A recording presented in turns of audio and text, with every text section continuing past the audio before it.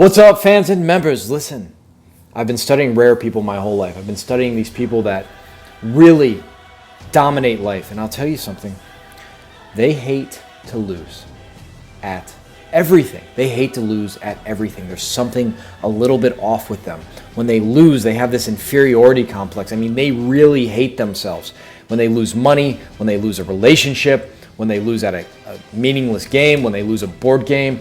Listen, my family will not play board games with me. That's the truth, because I act like a child when I lose. And I'm not saying I'm proud of that. I'm just telling you that winners have a killer instinct. They take things so personally when they lose. They feel inferior when they lose. Now listen again. This isn't a spiritual teaching. I'm teaching success now. I'm teaching about apex predators out in a competitive world. There are a multitude of ways to actually achieve success. The killer instinct is one of them.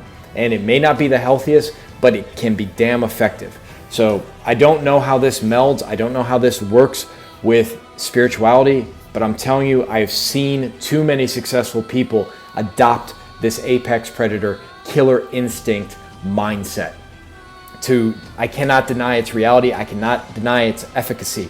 It absolutely 100% works, but it's using kind of the dark forces within you to become a savage businessman, a savage academic, a savage athlete. I have seen them do it. And I'm coming out with a program called Killer Instinct. So I just want to give a brief overview here of what makes someone a killer instinct. Just touch upon a few concepts. Number one, like I just said, they hate to lose. They cannot stand to lose at any. Michael Jordan one time was just playing a game of ping pong with his friends and he lost the game. So what did he do? He was so mad, he went and bought a ping pong table in his house so he could practice. He's a basketball player, he's a professional basketball player, but he hated to lose at everything he ever did. Everything he ever did. One of my good friends works with a lot of high-powered hedge fund people, and he said, they'll buy something that's $4 million and then they'll haggle over the $40 or $50 shipping of documents fee to mail the documents. They don't want to pay it. It's this weird mindset where everybody's trying to take advantage of you, and you need to win at every little point of interaction.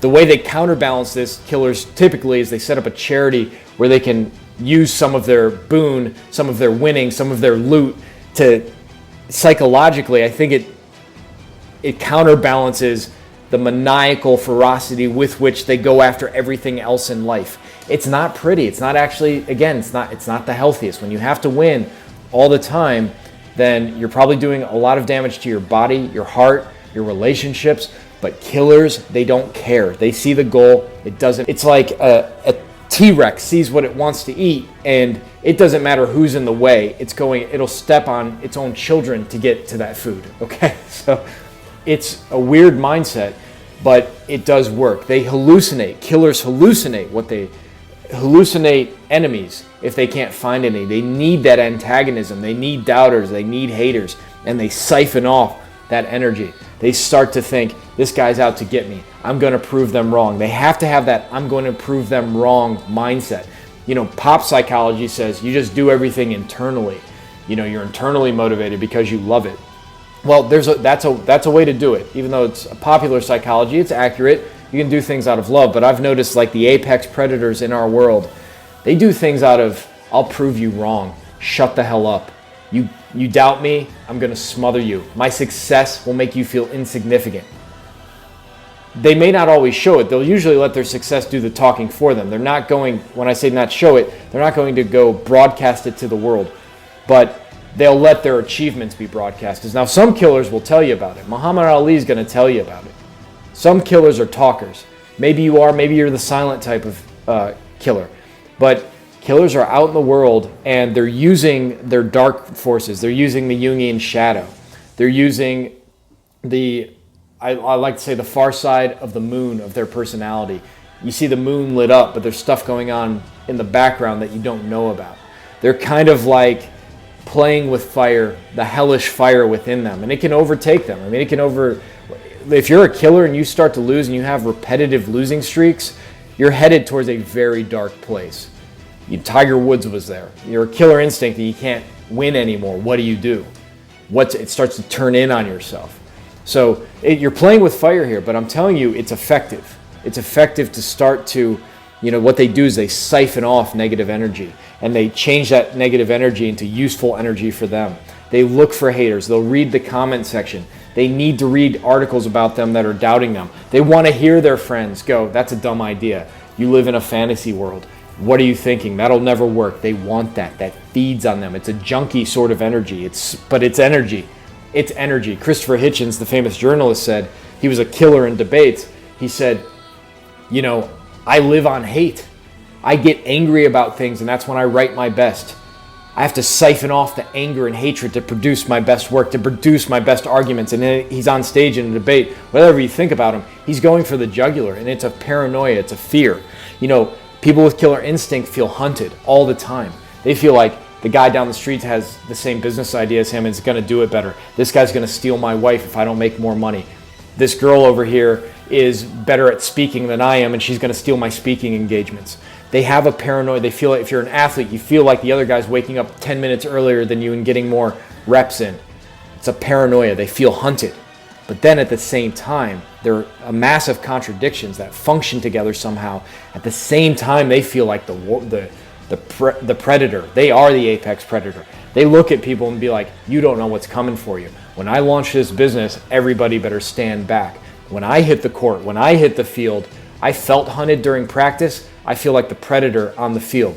So that when they're working alone late into the night, when they're getting up early to work, they're feeling like they're hunted. In the practice sessions, they're paranoid. They think somebody's doing more reps, and it pushes them to go harder, and it pushes them to do more reps. But then when they step into the performance time, when it's time to close the business deal, when it's time to launch the product, they turn into the predator. We're coming for you. It's almost like they puff up, not with pride, but with certainty that they can dominate. Steve Jobs behind the scenes is certainly paranoid that another company's was certainly paranoid that another company was going to create a better phone. And he was pushing his team tyrannically with that paranoia that somebody's going to beat us and have a better product. But then when he steps on stage for his presentation, guess what? I'm the predator now.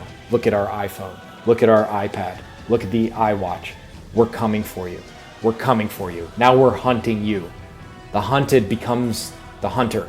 And that's the type of killer instinct you have to have. Now, can you develop this? Some people say you're either born with it or you're not. I disagree. My program, the Killer Instinct program, is going to help you develop the killer instinct. It's not pretty. It's not the prettiest. I don't know how it meshes with your spiritual work and being a kind person. Some people compartmentalize it. At work, they're the killer. Kobe Bryant supposedly was this way, and Russell Westbrook. Phil Jackson said about Kobe Bryant. Phil Jackson was a coach of Kobe Bryant and Michael Jordan, if you don't know. He said Michael wanted to win at everything. Kobe was okay with just winning at basketball. So maybe that's healthier the way Kobe did it, where you just have to win in this environment, in this in one arena. Maybe it's work, maybe it's your dream, maybe it's your passion, and then outside of that, you're a nice guy. Another NBA player I know about, Russell Westbrook, supposedly he's vicious on the court. He's a vicious killer instinct on the court, and in practice, outside of it, he's a kind, loving, nice, gentle guy. Maybe you can do that. For me, the killer instinct, when I get into that mode, it's in every part of me. I can't compartmentalize. I try to, but it leaks out. So you need to find out what your style is. You need to understand, and we're going to go over this in the program, the downside to this. Do you want to be this type of person? It's something you need to really consider, because we're going to use, again, that negative energy within us, that darkness within us, to make us better at what we do. And it doesn't mean you're totally dark. You're extremely positive, you're happy, but there's this vein running through you that is vicious, that will take somebody out, that is looking at other human beings as mere competition. They're not people that are valued.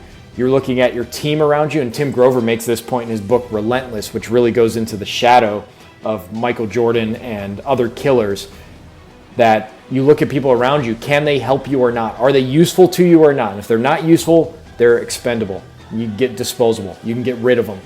So it's not the most noble perhaps way to be, but we would be ignorant to reality if we denied the efficacy, again, of these apex predators, these people, these men and women with killer instincts.